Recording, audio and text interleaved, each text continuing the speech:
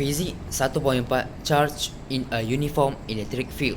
Maknanya charge yang bergerak adalah seragam, tidak naik, tidak kurang. Jadi 1.4 ni paling tidak complicated. Jadi saya akan bagi idea-idea je untuk apa yang kita akan belajar nanti. Dia pertama melibatkan penggunaan formula yang baru, dan juga kedua, aplikasi daripada 1.1, 1.2, 1.3 digabung. Dia letak dalam 1.4. Dia nak tengok betul ke apa kita dah belajar lepas ni, kita faham betul-betul. Bila kita faham, kita boleh aplikasi.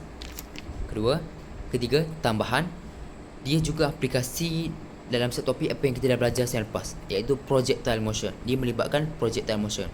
Jadi apa yang melibatkan projectile motion sangat, dia melibatkan satu penggunaan formula je, macam SF sama dengan UXT, semua macam tu je. Jadi jangan risau, boleh punya dengan syarat konsisten. Itu sajalah noktah.